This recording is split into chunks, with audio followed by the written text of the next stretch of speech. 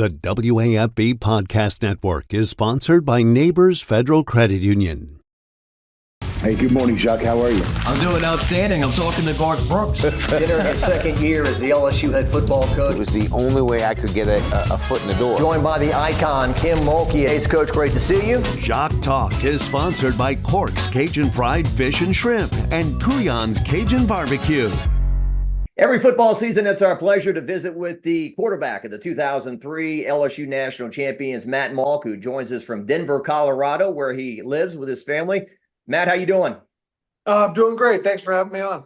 All right. Well, timely, Sean Payton and the Denver Broncos are visiting the New Orleans Saints Thursday, and you are the team orthodontist for the Broncos, right? Team dentist. Yep. And do you is Sean Payton is a patient? Well, I cannot confirm that. Or deny. Gotcha. Yeah. As Les Miles would say, it's a violation of HIPAA, right? Yeah. Well, Les may have a few other violations too, but yeah. There you go.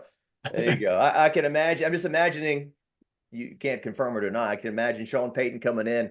Listen, look, okay, I floss, I brush, there's no cavities, okay? So Trust me, I'm fine. So well, it wouldn't be just a coach. There's a lot of people like that. Yeah, exactly. So you rooting for the Broncos? I guess you have to, huh? I do. Everybody asks me that. They're always like, "Oh, are you a Broncos fan?" I said, "Well, are you a big fan of the company that fired you?" But no, but I am. I still have, actually, surprisingly, a lot of staff members are still there that when I was playing. So it's kind of a neat thing to still be involved somehow. Got you.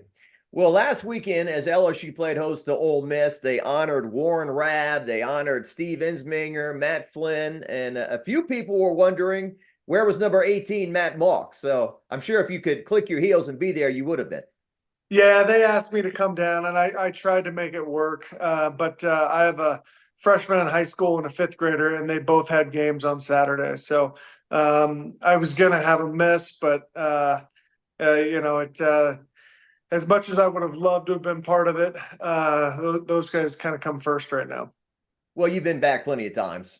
Right. I mean, I don't get back nearly enough, but I truly tell people all the time, LSU is a special place, and I really do miss being down there. Yeah. Well, what did you make of the game the other night? I mean, certainly a game where LSU offensively struggled for 58 minutes, some people would say, until they, came through in the clutch there with the final drive of regulation, and then in overtime, first play went to Kyron Lacey. Yeah, without a doubt. I think I appreciated Coach Sloan trying to stick with the run. I think there's when it's not working, there's too many times people will just, get pass happy, but he tried to continue to keep it a little bit balanced. I think if we can run the ball a little better, we could compete with anybody in the country. But I thought it was a great win. I think Ole Miss, throw the records out. That's just always, it's such a good rivalry. Both teams want to beat each other.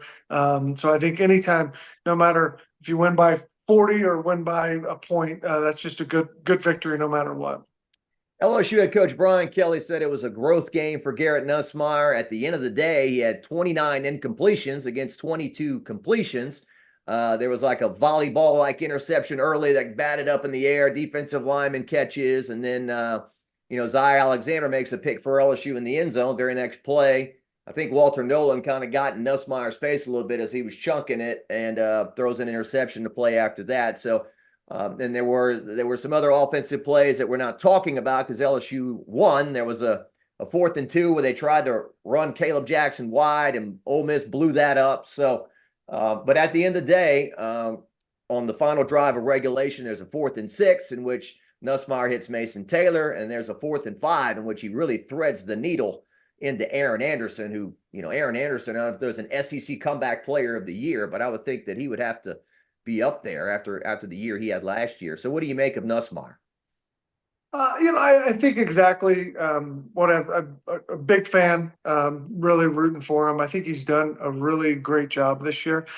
This is his first year starting. I think he's been here a long time, but it's just different, and so he's going to have games where he's not perfect. I think up till this point, I think he's kind of got that gunslinger mentality a little bit to where he's kind of can force things. And really, he hadn't done that much. I felt like this was the first game that he was it was a big game. Hey, I want to do well. And I felt like he tried to force a few things where he hadn't done that up till this point. And especially to Lacey, I think there was a few balls that, hey, kind of get off of him onto your second, third progression. But like I said, a victory is a victory at this point in the season. And I think was Ole Miss still in the top 10? Or were they? Yeah, they were in the top 10 at the Yeah. time. So, I mean, who cares if it's pretty ugly? You got a victory against a top 10 team. Be happy, learn from it, move on. Lane Kiffin and Ole Miss are really kicking themselves after this one because I guess you can say that about any football game, but you take a look at their early missed opportunities. So Trey Harris, the young man from Lafayette who had been injured, he gets loose on LSU, and it could have been a 75-yard touchdown and doesn't quite secure it. They miss a 32-yard field goal. The same young man who made a 57-yarder in overtime, the first overtime. And then on a 4th and 1 at LSU's 4-yard line, Braden Swinson comes through and crashes in and makes what he called the biggest play of his career. So Ole Miss really had some chances early on as LSU, the first 5 times they touched the ball, they didn't score. Garrett Nussmeier starts 3 of 10. So, Ole Miss had a chance and they just didn't cash in. Yeah, I mean, I think if you go back, I mean, sometimes there's plays that are glaring and obvious that just someone in the stands can see. But if you go back and watch film, both teams are going to have, 8 to 10 plays where the coaching staff's going, oh my God, we would have gone to the right guy. This is a touchdown, So I think it's obviously from just watching it on TV, it appeared that Ole Miss kind of had more opportunities, but I'm sure LSU had plenty of plays where they look at it and go, oh my God, we totally missed that opportunity. Yeah. And look, certainly giving LSU's defense credit because I think that the improvement of the LSU defense kept them in the game until the LSU offense came to life. Without a doubt. And I think the defense, they been perfect? No, not at all. But compared to last year, it is, I mean, in my opinion, night and day difference. We just look the part. Guys are flying around the ball. I think it's been really, really impressive. And honestly, why I think this team has the potential to go pretty far. Yeah. Last year, they go to Oxford. They give up over 700 yards. They give up 55 points. That's in regulation, by the way. And this year, 23 points in regulation, 450 yards, which, that isn't the 2003 LSU Tigers that you played on. But certainly the offenses are different than they were when you played as well. So, it's tough to be a defender these days, man. It is hard. Yeah, especially when they're trying to throw you out of the game every time you lower your head to make a hit. Certainly the Whit Weeks play, and he stayed in the game, but he's going 100 miles an hour. The other guy's going 100 miles an hour, and in a split second, things change in midair there. Yeah, well, and the guy's kind of sliding a little bit. I mean, it's I think the intent is good with that they don't want guys leading with their helmet, but I don't think he was really trying to do that. I think he was going with the shoulder. The guy just ducked down, and you got to go try to make a play for it. So I think they got it right, but I think we sign up. We know football is dangerous, so and I think you ask any football player, they just want to be able to play. Yeah. Blake Baker, the new defensive coordinator, of course, he was a linebackers coach in 2021. The job he's doing, Bo Davis on the defensive line, Corey Raymond with the secondary, Kevin Peoples could be the most, who has improved their group the most. Perhaps it's Kevin Peoples with the edge rushers, Braden Swinson and Savion Jones, the job those guys are doing rushing the passer as well. So collectively, LSU appears, I know they're investing a lot of money into these coaches, but they appear to be getting their money's worth. Without a doubt. I think, I I think from an X's and O's standpoint, they're doing great. But Jimbo Fisher always said this. I can find plenty of guys that know X's and O's. I just need some Jimmy and Joes. And I think that is with Frank Bush, Corey, but I mean, just the whole coaching staff. We just look different. I mean, last year I remember I looked at our secondary on just through the TV, and I'm like, we look tiny. I mean, we did not look like LSU last year. We look like LSU this year. Yeah. What do you make of Whit Weeks? 18 tackles. I think that's excellent. I think that anybody that can get that is impressive. I think that's a credit. A lot of times what people don't understand is your D line has to get credit for that, because for a linebacker to get that many tackles, that means the offensive line isn't getting to the second level. And so I think that's a big deal for him, but I think he needs to go up and buy a coffee for everybody on that D line for help keeping him clean to go make those tackles. Yeah, eating up the offensive lineman to free him up to do his thing there. And the D line going into the year was a huge question mark, and there was a lot of fear about those guys, and they've held their own for the most part, it appears. Oh, without a doubt. I think obviously everybody's, the more pressure you get, the better. But I think they've done, honestly, a tremendous job for a lot of guys that haven't played a ton. And end of the game, I think it's all positive, and I'm not here to be old man shouting at the cloud or get off my lawn, Clint Eastwood, Gran Torino, whatever. But I just made the observation that it appears that the criteria of storming the field has changed over the years. Now, when you were there in you weren't there in 2000 with LSU. I was, 2000 to 2004. Mm-hmm. Okay. Well, in 2000, LSU beat Tennessee, who I think was 13th in the country. They had one loss, and they stormed the field overtime. And I think Saban said, "I'm happy we won. It was exciting, but I don't want to rip up the field and tear down the goalposts and all that."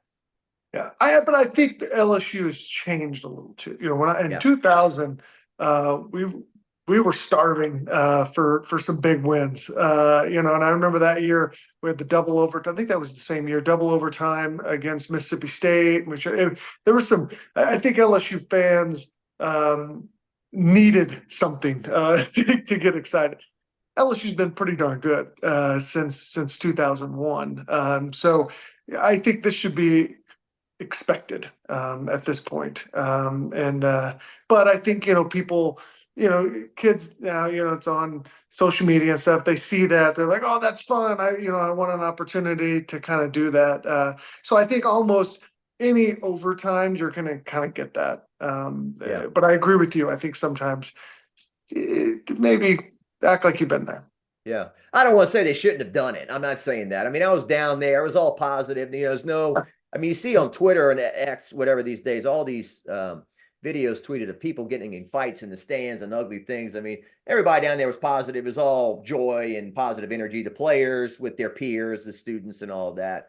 And it's $250,000, which I guess Ole Miss can use in NIL money because they're sending that check to Ole Miss. But I guess you're paying, and then it does make for great video, pictures, spectacle, of college football.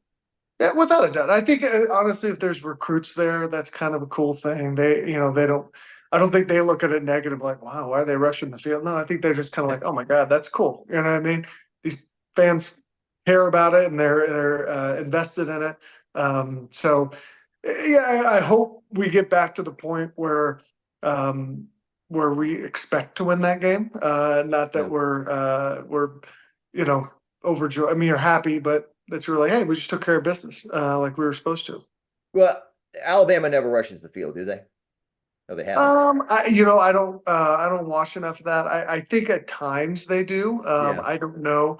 But we're not Alabama yet. I mean, LSU's, in my opinion, still top 5 program in the country. And I think we have that opportunity, but we've kind of gotten, maybe from a perennial standpoint, passed up a little bit by Alabama and Georgia. And so I hope I think there for a little while, from 03 to 07, that way, there wasn't, I have to go back and look, but I don't think there was a whole lot of rush in the field during that time. No, it went away until maybe 2014 against Ole Miss when they were number 3 with Hugh Freeze and all that. But so when you played, I'm trying to think.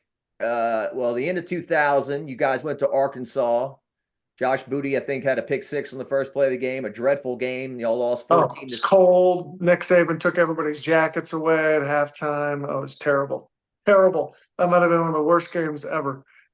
So he took the jackets away at halftime. Oh yeah, it was like sleet. He basically took all these heaters, all the jackets from everybody. I remember like shaking on the sideline during that. Yeah, that was a clunker of a game. It was the regular season finale, which it usually was back then. It was always the last and they game. played it at Little Rock. It was a different site or something like that. I forget what it was. War Memorial Stadium, yes. Little Rock? Yes, yeah. I've never been there, and everyone has told me you're not missing anything. So no, terrible. So there was that game, and then in 01, there was the shootout in Tiger Stadium that you won. And then you played Auburn because of 9/11 had bumped the Auburn game back to go to the SEC championship. And then in 2002, you weren't playing, you were hurt, but that was the Miracle on Markham, in which, earlier in the year, LSU had the Bluegrass Miracle at Kentucky. And then, the man upstairs said, okay, here's what it feels like to be on this side, and here's what it feels like to be on this side, because I think Matt Jones was 2 of 14 passing going into the final drive. Nick Saban's quote was, the quarterback couldn't hit a bull in the ass with a handful of sand. I think that's what he had said. He's got a couple of those. And then Matt Jones chunks the ball in midfield and then chunks another one to the end zone and you guys lose. So this Arkansas game has always been tricky for LSU, I feel like, because I watched the local news up there. Arkansas says, this is our biggest game of the year. This is a big rival. We love the Golden Boot, that trophy. And LSU has never countered that energy, especially that Golden Boot, which was kind of, to be honest, kind of a joke. I think anymore, from a recruiting standpoint, that Arkansas picks off a few of our players in North Louisiana. So I think there's some recruiting significance to the game. But I agree with you. For some reason, I remember in 2003, we're headed to the SEC championship and we come out and I think we get down like 21-0 or something like that. We were dead. Dead. And we end up coming back and winning by like 20 points or something. But I just remember at one point in the first or second quarter going, oh man, this doesn't look good. This doesn't feel good with what's going on. Now, it was a great team and we were able to pull through that. But yeah, for whatever reason, I agree with you. It is, it seems in the past that it's hard to get teams up for it. And maybe just the time of year, I think, as the season's changing. I think, people may be getting a little sick, allergies, whatever it is. It's just something that seems a little blah about this game. Yeah, well, and typically this game was positioned when you played, regular season finale, then later it was always after the Alabama game in November. And during the Les Miles time, and I guess the Ed Ogeron time to an extent, Alabama's built up as a Super Bowl. We don't win, and then the next week we're emotionally flat. We have no juice. I think a big reason why Ed Ogeron got the job full time is that in 2016, when he was the interim, they went up there and they beat him bad. I think Ed Ogeron beat. I should take that back. I think Ed Ogeron beat Arkansas every time but one, and that was his final year when he was on his way out anyway. But it's been a field goal game every year since 2019, and LSU's only lost one of those games, and I think they've won 7 out of 8. But it's always been colder too. I think this weekend the high's like 75, the low's like 40, so it won't be one of those too frigid games. But yeah, you're right. That's always been a part of it. Yeah, I've always thought South Carolina and Arkansas are two teams that if you aren't careful can come out and beat you. And I think that should you win those games, yes, but you got to be ready to go. Yeah. Bobby Petrino, who coached Arkansas. I remember when they came to Tiger Stadium in 2011. That was another game. I think LSU fell behind double digits early and roared back. But obviously he had them, I think, third in the country when they came here. That regular season finale. We know what happened with him, but he's back, offensive coordinator. And some people have been speculating. Sam Pittman's seat at the moment isn't as hot as it's been because they beat Tennessee a couple weeks ago. But if Pittman doesn't work out, Louisville gave Bobby Petrino a second chance. Would Arkansas? Yeah, I don't. It's college coaching. The landscape has changed so much. I think you look at Chip Kelly. He said, "I'd rather be a coordinator." It just being the head coach is. I know you get the accolades and maybe a little bit more money, but I mean, if you can be a coordinator, make $1 million, $2 million, and don't necessarily have quite as many external things that you have to do, I don't know how bad that sounds. Exactly. Yeah. There you go. Yeah, I mean that's happened to a few people. I talked to a prominent guy who was a coach in the SEC who talked about, he goes, one day I had to fly to Houston to talk to a guy who was already on our roster about not leaving and coming back. And I'm just not going to do this anymore. I mean, that's the kind of stuff that they're highly paid. We all know that. But yeah, the fabric of team, it's becoming it's harder and harder to hey, we're all in this together. It's just a lot of, hey, I played 3 or 4 games, I'm redshirting or I'm leaving. I mean, that kind of stuff is it's kind of hard to swallow. I'm going to sound like an old guy, but I hate it. I don't mind guys getting paid. I don't. That doesn't bother me. I think that that will all kind of work itself out. I think we get a lot of schools have a lot of big boosters, but there's only so many times you can renovate your stadium, renovate your locker room, pay coaches, pay play. And at some point, Tennessee raising its prices, LSU. At some point, people are just going to say, "Hey, I'm not. That's just not worth it to do that." So I think that all kind of takes care of itself.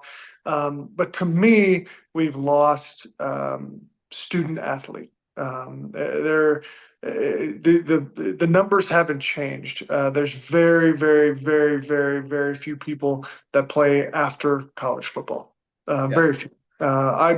I was fortunate. I played 3 years. I made way more money as a dentist than I've ever made, playing a sport. So that's the part I hate about it. And guys, not just transferring from a team aspect, but how many of those credits transfer? Or, is anybody graduating anymore? I think we're just losing that perspective, and I hate that.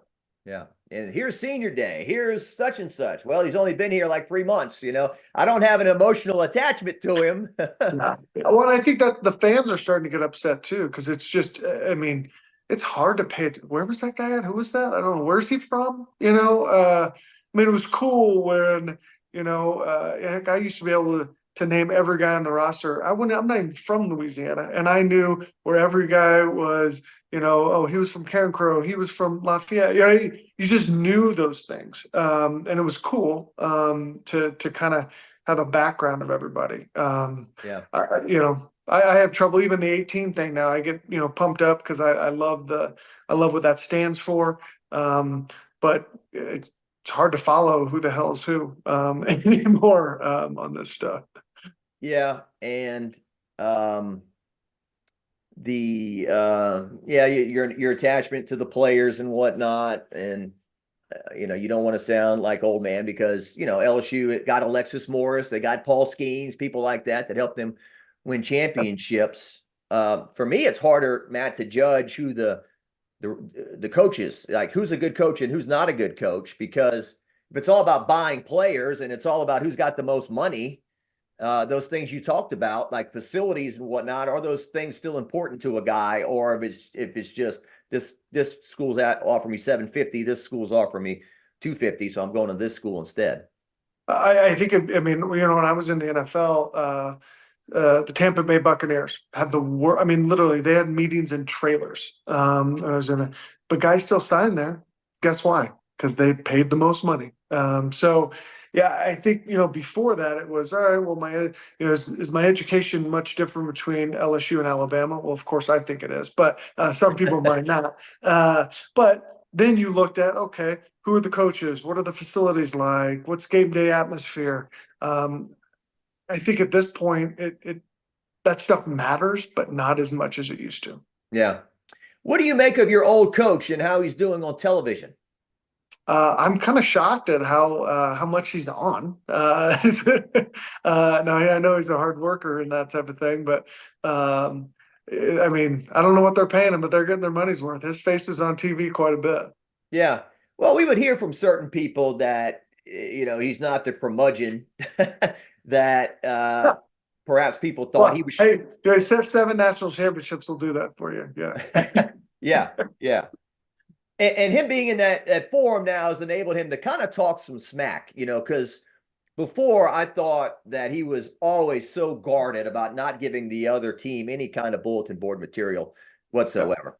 And but now I think, like they talked about the other day, they said, well, Penn State is 8-3 in whiteout games. And he's like, well, we were one of those 3, just so you know. So he's able to talk some smack now as opposed to the past. You kind of see that competitive side where he ribs a little bit too. Yeah. I think he and McAfee is a very interesting dynamic. But I mean, to his credit, I think he, early on, I remember, I was watching a game and he was talking and he was like talking like this and they were trying to pan the camera 1,000 area, like, no, you got to look at the camera. You got to look at the camera. So I think he's, I'm sure there was a big learning curve for him too, because sometimes that's just not. I'm talking to you, but I've got to look someplace directly opposite of where you're at. That's it. People don't realize how hard that is sometimes. Yeah, Saban and McAfee. That kind of reminds me. I'm going way back, but you remember Dr. Drew and Adam Carolla? Dr. Drew was straight laced, factual, and Adam Carolla is just like, whatever the hell's on my mind, I'm going to say it. Yes. Yeah. Be a bit out there. So he's been a great addition to that show and everything. I haven't talked to you since you retired. I don't think so. You weren't surprised by that, or what do you think? Not at all. Yeah. Not at all. I think Nick Saban is the perfect example of he's a commitment guy. I mean, he's a buy into the process, be part of it. And so I was not surprised at all. Not in the least bit. Sorry, and I don't blame him. I mean, why the record he has had, why would you want to do that? I wouldn't. Well, and if I'm going to get all the credit or all the blame, I want as much control as possible. And he lost that control. And I think in a not just in a egotistical way. I think he looked at it from a philosophical. This is I know this formula is what works to win, and I've got to get a different formula, and I'm not sure. One, I have the energy for that formula, and 2, if I like that formula. And I think. Nick Saban, I remember him telling me a story all the time. There was a wide receiver at Michigan State, and after a bowl game, and who knows if this is true, but didn't have enough money for a hamburger, and he bought him a hamburger, and he's like, "Is that a violation?" I guess so, but he goes, "It's silly to me that kids that come from nothing, we come here, they play in these huge stadiums, all this money that's surrounding them, and they can't get a piece of it." So I think he was okay with players getting money. I think the transfer portal is what really did him in. And I think it was you or maybe Flynn or somebody mentioned giving a boatload of money to a freshman who hasn't proven anything yet. That too probably, gnawed at him. Well, and I think you look at, you look back at, you've covered LSU football forever. How many 5-star recruits didn't work out? A lot. That's the reason that in the NFL, they changed the rookie pay scale, because it got out of hand. You shouldn't be rewarded for something you haven't proven. Yeah. You know, The rookie should not be making more money than Peyton Manning. That's what was going on. I mean, to me, I have no problem with people getting paid. I think all the money should go into a collective, and it should be divvied out based on snaps. How many plays did you play for you? Everybody should get something, but the guys who play more should get more. Yeah, I agree. It's just interesting. Yeah, like you said, fans are having to pay for tickets, and then the Tiger Tradition Fund, and then maybe to park, and then I want a beer, and it's $9, and then, oh, by the way, donate to the help us get donate to the NIL, the Bayou, whatever it is. Well, I mean, the truth of it is, I don't know if I'm supposed to say this or not, but when I was at LSU, there's all LSU fans are great fans. But I found the people that are sometimes the most diehard, the best fans are the ones that have trouble affording that a lot of times. And we're taking the people that this really means a lot to, and pricing them out of the experience. And I hate that. Yeah. It was the old cliche, the old Cajun rice farmer or whatever, who loves his LSU football. And Matt, I just can't afford this no more, man. I can't go. So the wine and cheese crowd maybe a little bit, but well, it's not just LSU. I mean, that's happening everywhere. You know what I mean? It's not an LSU problem. It's a college football problem. Yeah, and I'm not saying that about. I mean, Tiger Stadium the other night was alive. The fans stayed to the end, and they're obviously amazing fans. I'm never going to take a shot at any fan or anything like that. But yeah, I mean, they're being asked more and more to give more and more. And I lived the experience the other night of why they leave early, because that was a game that everyone came to campus. Everyone kind of stayed to the end, and it's 2, 3 in the morning, and people are still having a hard time getting home because, as somebody told me, the stadium's gotten bigger and bigger over the years, and the streets are all the same. It's an experience unlike any other. But I, having played for so long, it's funny when I go to games now, I'm like, God, this sucks. Who does this? It does wear you out for like two days after. I mean, if you do the whole day, Yeah. The Well, tailgate. The NFL is such an interesting thing to where, if you go hard in an NFL game, most people work on Monday. At least, college, you get Sunday to kind of rest. Yeah. It's funny, you go into the Superdome, you don't even know what time of day it is because no sunlight comes into that place. It could be midnight, it could be noon or whatever. And somebody said, yeah, you go into those noon kickoffs with the Saints, you come out all hungover and buzzed, your team lost, and the sun hits you, and you're like, oh, it's still 3 or 4 reality. in the afternoon. Yeah, reality, exactly. Well, look, I've taken enough of your time. I know you've got some patients coming, and I enjoyed the conversation. Matt, thanks for joining us as you always do. Oh, it's awesome, Jack. Love coming on. Go Tigers.